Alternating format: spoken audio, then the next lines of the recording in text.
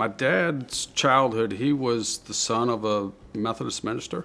He had rickets when he was a child, so had some struggles. I think grew up in a tough environment, and economically they were somewhat challenged, and I think that gave him a lot of his drive and will and want to do better.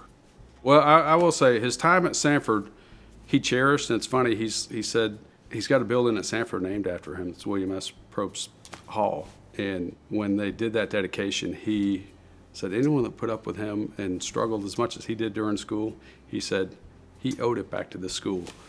I think he wanted to be a pharmacist just for the betterment of people. And I think he wanted a better job in life for himself. And I think he saw that as a way to get there. As far as his career path goes, he owned retail pharmacies in Huntsville.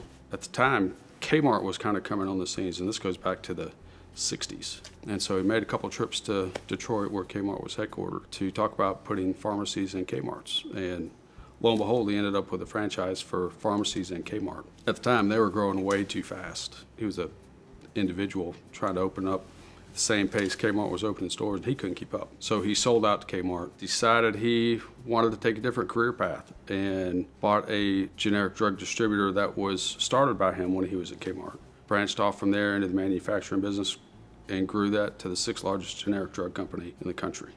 When it came to his business and his employees, he always put them first. I can remember when I first started working for him, minimum wage was $3.35 an hour. He paid me $5 an hour.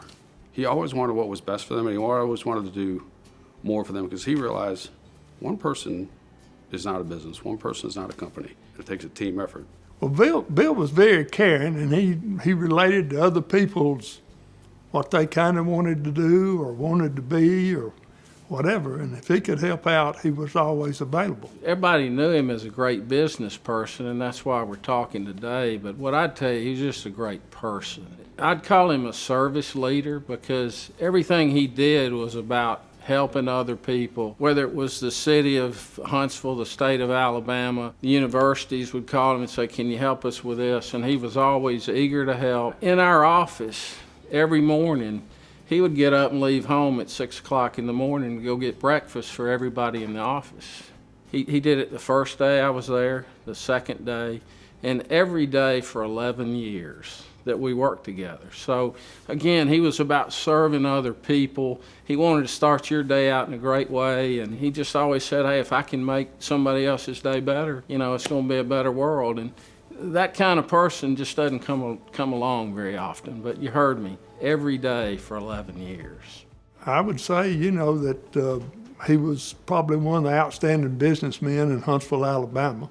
He brought his headquarters and his family to Huntsville to start that business. They hired hundreds of people.